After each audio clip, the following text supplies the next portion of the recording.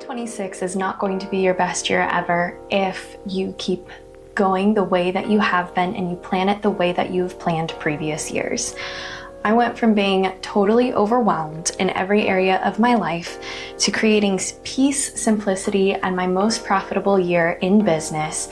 And it wasn't from goal setting. You don't have to be driven. You don't have to be productive. You don't even have to be performative in order for this to work for you. All you need is to say yes to being consistent for a period of time. So let me show you how this works. The first thing that we need to do is define consistency, because there are a lot of misconceptions about consistency. The definition of consistency is the conformity in the application of something. So in other words, you are becoming something that you weren't before. You are becoming something in what you are doing. Motivation is totally temporary because it is very emotional. It is emotionally based, and a lot of us rely on motivation, but it's very unreliable because our emotions are unreliable. And when we're honest with ourselves about this thing, then we can actually take a step forward to make it so that we are getting closer to using consistency and not motivation. I love Maxwell Maltz's 2190 framework. It takes 21 days to create a habit. It takes 90 days to create a lifestyle change. And for it to be an automatic income, it takes 111 days. I tell my students that when they are making a correction to something, they can't just expect it to all of a sudden be fixed overnight. It actually takes time to get to where you want to be. It takes time to develop a skill that you want to develop.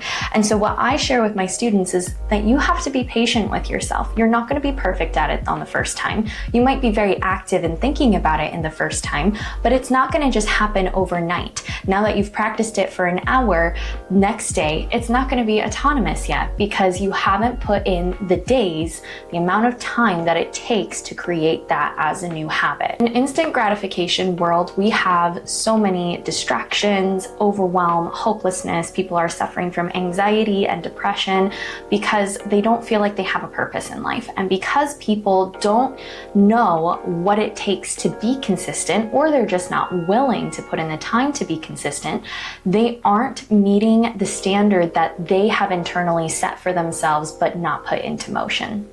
So the second thing is we have to create consistency.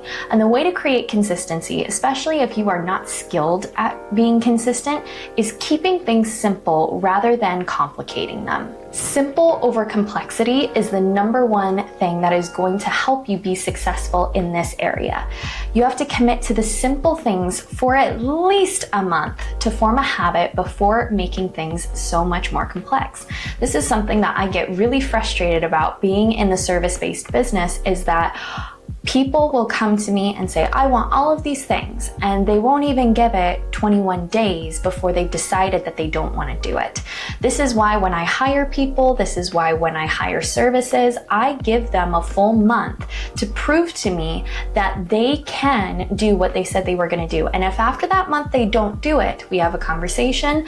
Keeping things really simple and having a simple framework for what it is that you're consistent at is going to help you. So if you're trying to be more consistent about going to the gym, keep it simple. Make it your mission that every time you go to the gym, you're going to walk on the treadmill for 30 minutes. Don't say, I'm going to get on this workout plan, because then you might not actually be able to do that. Right now, we are defining and developing discipline in ourselves to even go to the gym, to even get up and go. You can start to add more things after that 21-day period. The other thing is making fewer decisions and doing more follow through. Don't try to be consistent at 5 major things at once. Pick one thing at a time, and in that 90-day cycle, I usually pick about 2 habits to master. So the first habit that I am working out is going to be my daily standard for myself, which is getting up in the mornings and meditating every day. This is something that I have had to learn to be consistent at. It was not easy the first 21 days. Once I started doing that, I started incorporating other other aspects to my morning routine. Now I'm in the mastery cycle where it hasn't necessarily been the full 90 days yet, but it is becoming more autonomous than it was before. Which leads me to my next point, systems over willpower. You have to give yourself a system to be able to do what it is that you're doing. So for me, my system is my morning routine. That is what I am focusing right now, because how you start your day determines how your day is going to go. Don't try harder. Instead, find a rhythm that works for you and is manageable even on a bad day. When I redefined my morning routine and decided to have one again, I decided I'm going to keep it super simple. I'm going to wake up the same time every day. I am going to focus on meditation in the morning to calm my mind, write things out, make sure that I am in a place of peace, and then I'm going to have breakfast, get ready, and do all of those things. That is my system to be able to ensure that I can keep the habits that I have created. So instead of viewing yourself as a victim to your to-do list, you can take the top 5 things that are most important, that if your world did not have these 5 things, they would fall apart. And you take those tasks and you automate them to the best of your ability so you don't have to worry about it. One of the reasons why people are not successful when it comes to consistency is because they see themselves as a victim to the things that are happening to them instead of themselves as the one controlling the things happening around them. And when I say control, I'm talking about controlling your actions, your environment to succeed at the things that you want to succeed at. Now we're moving into a system called the action framework. This is my signature framework that I teach my clients in my coaching program. This is what I teach my students at my dance studio, and this is something that I really do try to live by. The A in action is advocacy, and you have to advocate for yourself, not just from other people, but from yourself. The hardest person to advocate for is yourself, from yourself. And when you learn how to set boundaries with your own self and become consistent in those things, you will find it easier to set boundaries with other people and not let them walk all over you. C in action is for care. Without caring for yourself first, you will not be able to help other people. The analogy that I love to use for this is what they tell you on the airplanes before takeoff. If something were to happen, put on your own oxygen mask first. You can't make changes in your life if you keep the weight of other people's needs before your own. You have to help yourself first before you can help other people. Whether you are a parent, whether you are a spouse, whether you are a business owner, you have to care and make sure your cup is filled so that you can give to other people.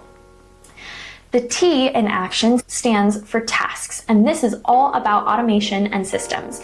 A victim says everything requires me, and the author of their own life says, how can I get my time back? So when it comes to the tasks and the to-do list in your life, this is where I was saying earlier, take your top 5 things and figure out, how can I automate this or make it easier on me to be able to achieve these tasks? If you have a lot of tasks that you have to do and you find it really hard to manage, get yourself a calendar to outline the important things that are happening throughout your day so that you know this time I need to do this, and you know how much time you need between each appointment so that you can be your best, you can be on time so that you can do what it is that you need to do for that specific purpose. The I in the action framework stands for identity. Be confident in who you are and in your point of view, because no one else has it. No one can give or take away the permission to be you. And you can't wait around for permission. This is something that a lot of people, including myself, have struggled with, is we are constantly waiting for people to give us the permission to do the things that we want to do. It's not going to happen. You have to give yourself the permission to be who you are. Mind your own business and who you are becoming instead of focusing on what everyone else is doing and who everyone else is becoming, because to be honest, it's none of your business what they choose to do with their life. Now, if it directly impacts you, that's where the boundaries and advocacy for yourself comes in. But you have to worry about the life that you are creating for yourself. You have to worry about the person that you are wanting to become, and you have to be worried about the things that you are supposed to be confident in, because if you are not who you are, then you are the missing component to the world around you. Now, you're not going to be for everyone. You're not going to be liked by everyone, and that's okay, because the most important thing about this particular aspect is that you can be confident in who you are, and so that you know the purpose in which you move and flow and live your life. The O in the action framework is offer. This is going to be about knowing what you can offer in different seasons. Different seasons of your life require different things from you. You have to know what you can say yes to and know what you have to say no to for the next 90 days. Now, I like to go by quarter system because for me, every quarter, I feel like my life kind of changes. It depends. There are certain quarters in my life that are extremely busy, and then certain quarters in my life that are actually a lot more free and open. So there might be certain quarters that I don't really have a lot of time to go hang out with friends and family. But there are other quarters where I'm actually a lot less busy and I can make more time for that. So it causes you to know how you can ebb and flow. When you set a calendar, it's not saying this is my calendar for the next year. I give it 90 days to see if it works. And if it works, great. And if it doesn't, then I change things around. Even after the first month, if there are certain things that I'm like, this is definitely not working, we need to try something new, then I adapt those things. The thing that happens with people that pulls them out of their consistency is that they're offering too much to the people around them because they don't have enough to offer. They don't even have enough time for themselves to be able to do the things that they are supposed to be doing. When you know what you can offer, then you can advocate for yourself from your friends, your family, even yourself, and say, this is what I can offer the people around me. This is what I can offer in these seasons. And if they're not okay with it, well, bless and release. It's none of their business anyway. And as you grow, so does the company around you. And lastly, N stands for negotiate. Now again, this is all about the person that we are becoming. It's your job to become the master negotiator of your own thoughts and emotions. Negotiating with yourself is actually something that I realized is a very psychological and real mental battle for people. And I actually learned this from my husband, who is a day trader. And he describes making good and bad trading decisions as negotiating with his mind and emotions in terms of what he knows he should do and the decisions he actually makes for the outcome he receives. Negotiation in this particular term is about mastering yourself in every way, in your thoughts, your emotions, and your money. I have to do this very often. Women are scientifically and statistically more likely to be emotional than men. So when it comes to those emotions, I have to negotiate with myself about if my emotions are actually truth and reality, or if it's just something that is bringing up an insecurity in me, something that is shaking me up because of something that was said. I have to negotiate with myself to stay present and to not be hurt and to not take offense to everything people say to me when I am in certain situations.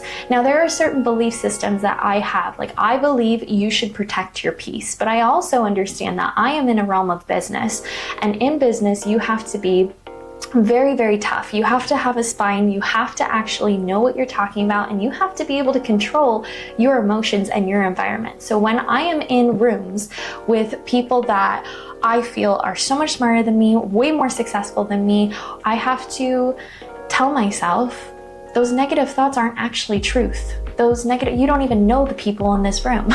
You don't even know or understand what is even happening in this room. You haven't even talked to anyone yet. But those thoughts, you have to negotiate with yourself to keep your mindset positive, to keep your mindset in line and aligned with what you want and what you're going after and what you value, and not in your insecurities, your emotions, and your impulses. And if you are interested in the action framework and a little bit more in depth about how this applies to your life and your business, I teach this to my clients. Go to Instagram, type in @the Mrs. Bradshaw and DM me the word coach to see if you qualify for my program. Now, the fourth thing is application. The framework is only as good as when you put it into practice. And so we actually have to apply the things that we are learning to our lives. So how do you apply this so that you could be consistent? You have to start with alignment, not ambition. Ambition is good. It is a drive. It's the drive behind a lot of A-type personalities. But if you're not somebody that considers themselves ambitious and you're just like, I don't even know where to start with alignment. What is the most important change that you want to make in the next 90 days? Align yourself with that and stay consistent at the first step. The second thing is to choose consistency standards, not massive goals.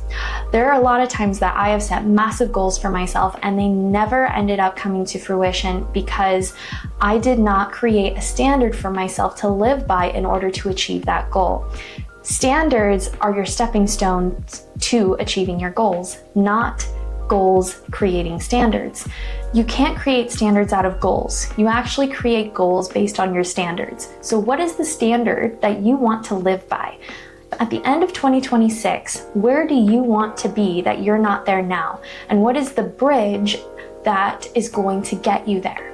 And the third thing is to use this action framework as a guide for the decisions that you make over the year to keep you in alignment for what it is that you want. And again, if you want my free action framework template so that you can see how this applies to your life and business, go to Instagram and DM me @the Mrs. Bradshaw action for my free guide. If you want 2026 to be different, you have to stop relying on motivation and start building consistency in your life.